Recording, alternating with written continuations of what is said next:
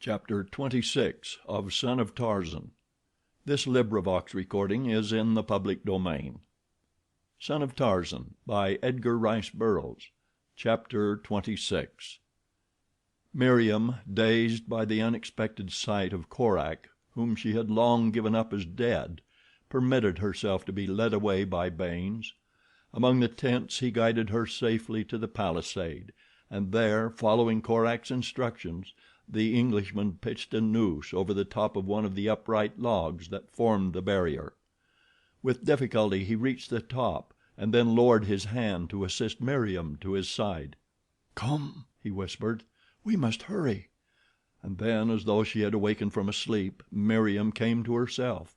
Back there, fighting her enemies, alone, was Korak, her Korak. Her place was by his side, fighting with him and for him. She glanced up at Baynes. "Go," she called. "Make your way back to Bwana and bring help.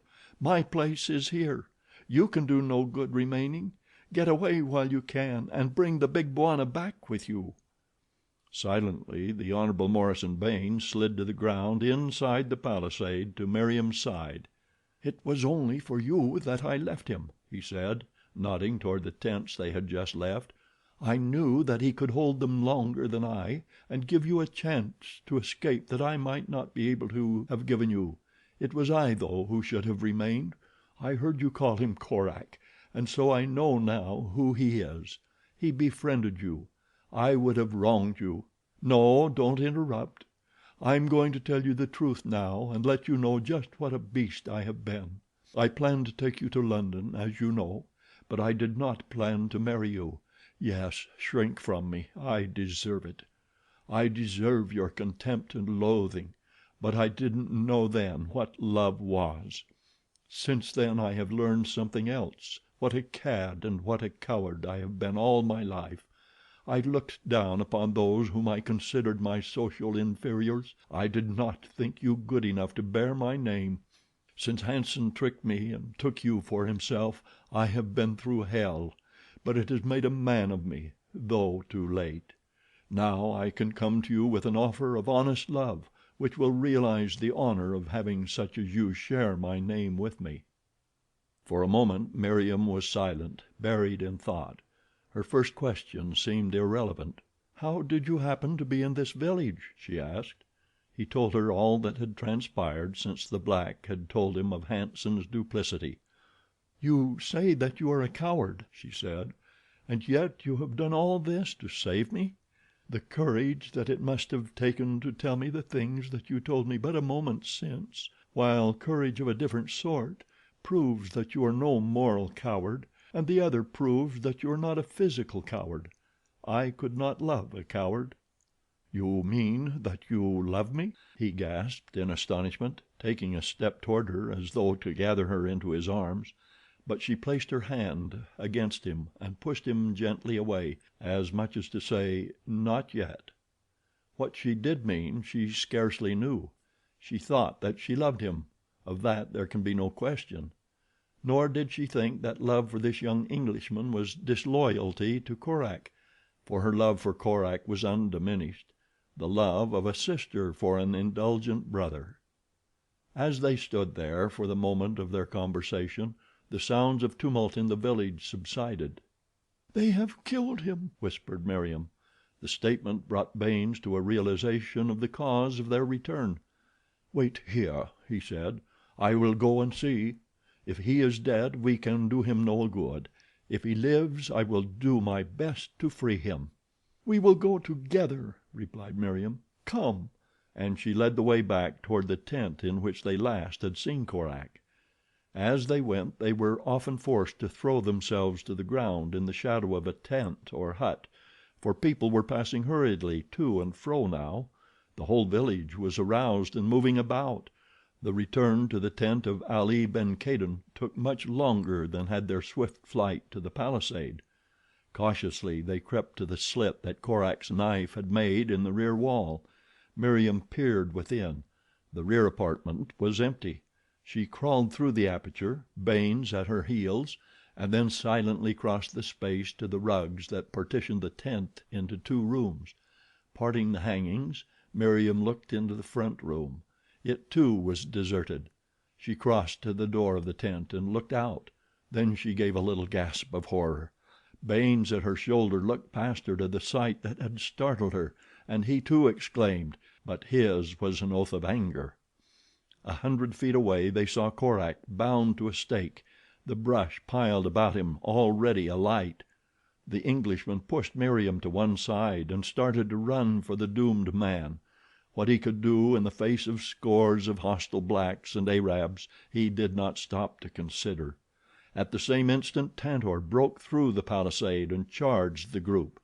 In the face of the maddened beast the crowd turned and fled, carrying Baynes backward with them. In a moment it was all over, and the elephant had disappeared with his prize; but pandemonium reigned throughout the village. Men, women, and children ran helter skelter for safety. Curs fled, yelping. The horses and camels and donkeys, terrorized by the trumpeting of the pachyderm, kicked and pulled at their tethers. A dozen or more broke loose, and it was the galloping of these past him that brought a sudden idea into Baynes' head. He turned to search for Meriem, only to find her at his elbow. "The horses!" he cried. "If we can get a couple of them." Filled with the idea, Meriem led him to the far end of the village. "Loosen 2 of them," she said, "and lead them back into the shadows behind those huts. I know where there are saddles. I will bring them and the bridles," and before he could stop her she was gone. Baynes quickly untied 2 of the restive animals and led them to the point designated by Meriem. Here he waited impatiently for what seemed an hour, but was in reality but a few minutes. Then he saw the girl approaching beneath the burden of 2 saddles. Quickly they placed these upon the horses. They could see by the light of the torture fire that still burned that the blacks and Arabs were recovering from their panic. Men were running about, gathering in the loose stock, and 2 or 3 were already leading their captives back to the end of the village where Meriem and Baynes were busy with the trappings of their mounts. Now the girl flung herself into the saddle. "Hurry!" she whispered. "We shall have to run for it. Ride through the gap that Tantor made," and as she saw Baynes swing his leg over the back of his horse she shook the reins free over her mount's neck. With a lunge the nervous beast leaped forward. The shortest path led straight through the center of the village, and this Meriem took. Baynes was close behind her, their horses running at full speed. So sudden and impetuous was their dash for escape that it carried them halfway across the village before the surprised inhabitants were aware of what was happening. Then an Arab recognized them, and with a cry of alarm raised his rifle and fired.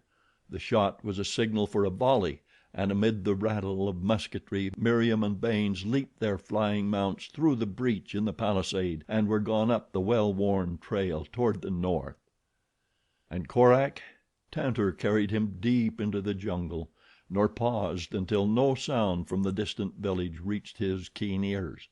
Then he laid his burden gently down. Korak struggled to free himself from his bonds, but even his great strength was unable to cope with the many strands of hard knotted cord that bound him. While he lay there, working and resting by turns, the elephant stood guard above him, nor was there jungle enemy with the hardihood to tempt the sudden death that lay in that mighty bulk. Dawn came, and still Korak was no nearer freedom than before. He commenced to believe that he should die there of thirst and starvation with plenty all about him, for he knew that Tantor could not unloose the knots that held him. And while he struggled through the night with the bonds, Baynes and Meriem were riding rapidly northward along the river. The girl had assured Baynes that Korak was safe in the jungle with Tantor. It had not occurred to her that the ape man might not be able to burst his bonds. Baynes had been wounded by a shot from the rifle of one of the Arabs, and the girl wanted to get him back to Bwana's home where he could be properly cared for. "Then," she said, "I shall get Bwana to come with me and search for Korak. He must come and live with us." All night they rode, and the day was still young when they came suddenly upon a party hurrying southward. It was Bwana himself and his sleek, black warriors. At sight of Baynes the big Englishman's brows contracted in a scowl. but he waited to hear Meriem's story before giving vent to the long anger in his breast. When she had finished he seemed to have forgotten Baynes. His thoughts were occupied with another subject. "You say that you found Korak?" he asked. "You really saw him?" "Yes," replied Meriem, "as plainly as I see you, and I want you to come with me, Bwana, and help me find him again." "Did you see him?" He turned toward the Hon. Morison. "Yes, sir," replied Baynes, "very plainly." "What sort of appearing man is he?" continued Bwana. "About how old, should you say?" "I should say that he was an Englishman about my own age," replied Baynes, "though he might be older. He is remarkably muscled and exceedingly tanned." "His eyes and hair, did you notice them?" Bwana spoke rapidly, almost excitedly. It was Meriem who answered him. "Korak's hair is black and his eyes are gray," she said. Bwana turned to his head man. "Take Miss Meriem and Mr. Baynes home," he said. "I am going into the jungle." "Let me go with you, Bwana," cried Meriem. "You are going to search for Korak. Let me go, too." Bwana turned sadly but firmly upon the girl. "Your place," he said, "is beside the man you love." Then he motioned to his head man to take his horse and commence the return journey to the farm. Meriem slowly mounted the tired Arabian that had brought her from the village of the Sheik. A litter was rigged for the now feverish Baynes, and the little cavalcade was soon slowly winding off along the river trail. Bwana stood watching them until they were out of sight. Not once had Meriem turned her eyes backward. She rode with bowed head and drooping shoulders. Bwana sighed. He loved the little Arab girl as he might have loved an own daughter. He realized that Baynes had redeemed himself, and so he could interpose no objections now if Meriem really loved the man; but somehow, some way, Bwana could not convince himself that the Hon. Morison was worthy of his little Meriem. Slowly he turned toward a nearby tree. Leaping upward he caught a lower branch and drew himself up among the branches. His movements were catlike and agile. High into the trees he made his way, and there commenced to divest himself of his clothing. From the game bag slung across one shoulder he drew a long strip of doe skin, a neatly coiled rope, and a wicked looking knife. The doe skin he fashioned into a loin cloth, the rope he looped over one shoulder, and the knife he thrust into the belt formed by his G string. When he stood erect, his head thrown back and his great chest expanded, a grim smile touched his lips for a moment. His nostrils dilated as he sniffed the jungle odors. His gray eyes narrowed. He crouched and leaped to a lower limb and was away through the trees toward the southeast, bearing away from the river. He moved swiftly, stopping only occasionally to raise his voice in a weird and piercing scream, and to listen for a moment after for a reply. He had traveled thus for several hours when, ahead of him and a little to his left, he heard, far off in the jungle, a faint response, the cry of a bull ape answering his cry. His nerves tingled and his eyes lighted as the sound fell upon his ears. Again he voiced his hideous call and sped forward in the new direction. Korak, finally becoming convinced that he must die if he remained where he was, waiting for the succor that could not come, spoke to Tantor in the strange tongue that the great beast understood. He commanded the elephant to lift him and carry him toward the northeast. There, recently, Korak had seen both white men and black. If he could come upon one of the latter, it would be a simple matter to command Tantor to capture the fellow, and then Korak could get him to release him from the stake. It was worth trying at least. Better than lying there in the jungle until he died. As Tantor bore him along through the forest, Korak called aloud now and then in the hope of attracting Akut's band of anthropoids, whose wanderings often brought them into their neighborhood. Akut, he thought, might possibly be able to negotiate the knots. He had done so upon that other occasion when the Russian had bound Korak years before. And Akut, to the south of him, heard his calls faintly and came. There was another who heard them too. After Bwana had left his party, sending them back toward the farm, Meriem had ridden for a short distance with bowed head. What thoughts passed through that active brain who may say? Presently she seemed to come to a decision. She called the head man to her side. "I am going back with Bwana," she announced. The black shook his head.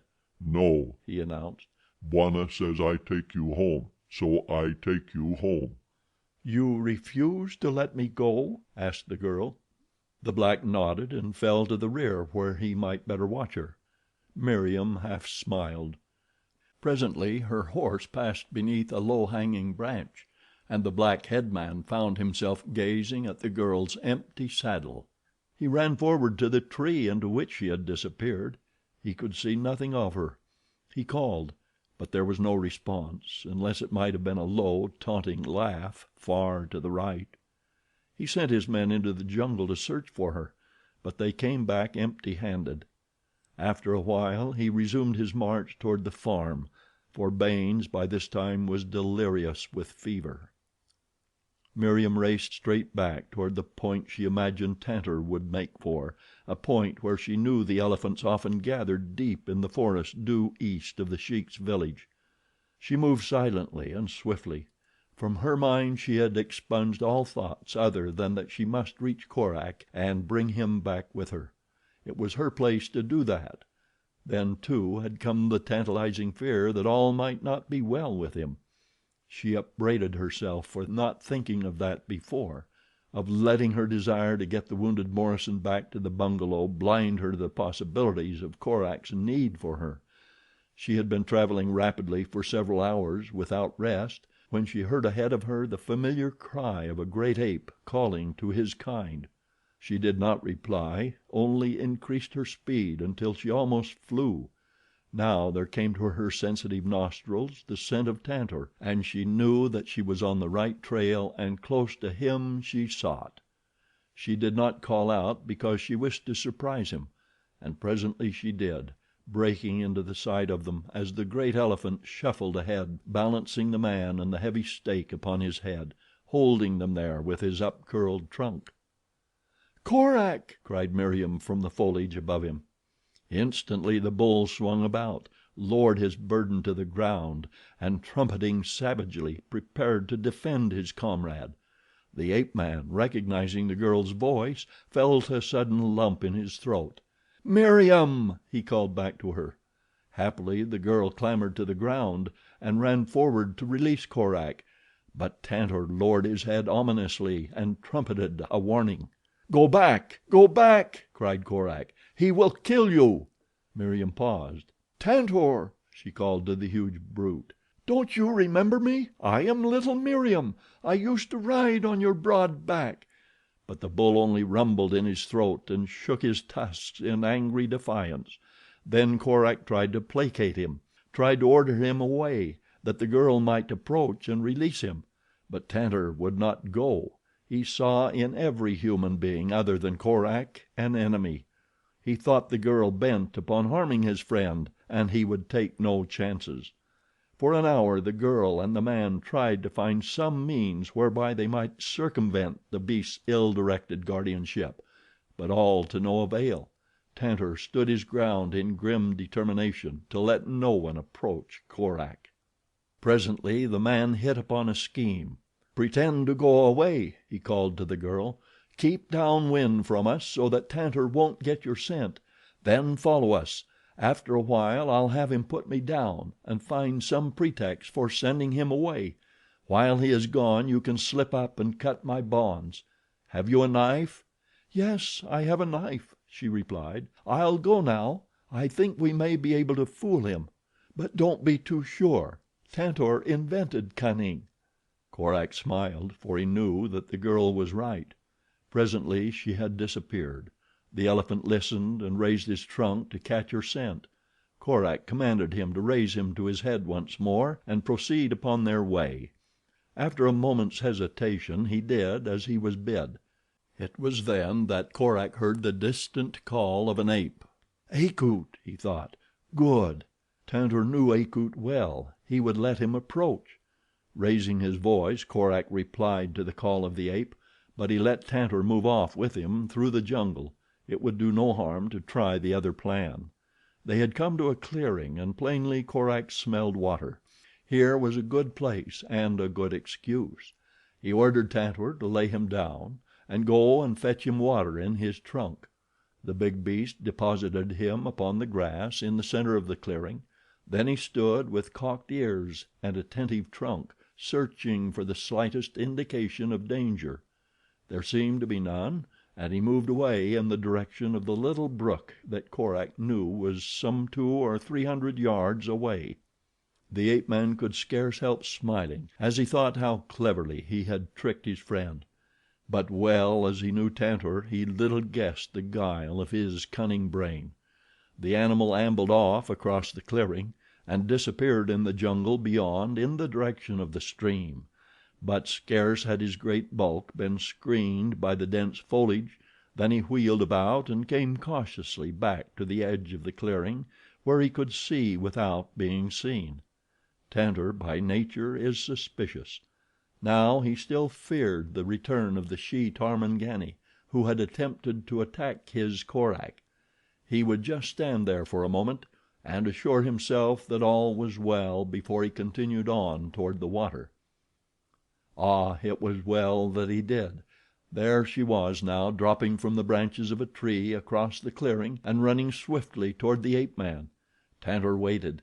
He would let her reach Korak before he charged. That would ensure that she had no chance of escape. His little eyes blazed savagely. His tail was elevated stiffly. He could scarce restrain a desire to trumpet forth his rage to the world. Meriem was almost at Korak's side when Tantor saw the long knife in her hand, and then he broke forth from the jungle, bellowing horribly, and charged down upon the frail girl. Chapter 27